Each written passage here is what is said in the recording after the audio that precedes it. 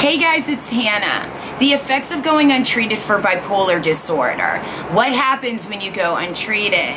I think a lot of people, they either get to a point where they're feeling really good and they don't think they need it anymore, so they jump off, or they're annoyed with the process of having to work towards finding a good medication. They're sick of the side effects, and then they jump off. Totally understandable.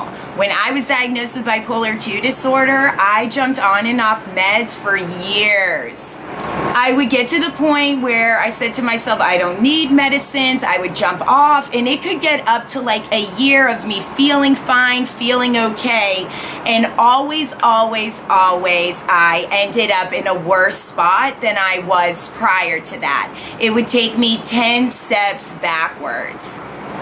I think another part of my personal experience diagnosed with bipolar disorder, and as an advocate, I know that there have been very close people in my life that I've watched growing up, and they're older than me, and they're vibrant and brilliant individuals that are capable of doing so much in this world. But day by day, year by year, they would slowly withdraw and disappear from my life, from my family's life. I think the theme that kept reoccurring is that they went untreated for bipolar disorder. They ended up alone or living miserable lives, and some of the consequences were deadly for many of them. That was a big change in my life, to see that even though I might be feeling a certain way at one time, I have an illness and I need to treat it as that. No matter how much time it takes, no matter how much effort I have to put in it.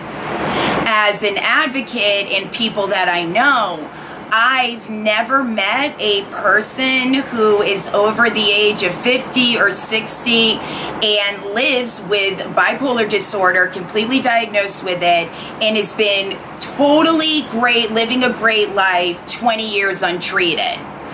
I've never met that person. It seems like it always ends up in a bad place.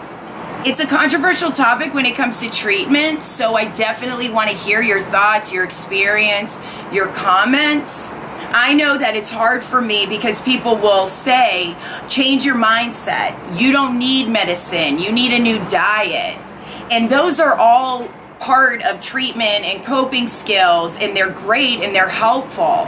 But I do need medicine because I did go untreated for 20 years and landed in a mental hospital.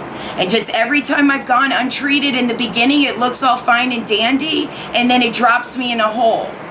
Please share your thoughts below and subscribe to my YouTube channel, and I will see you next week.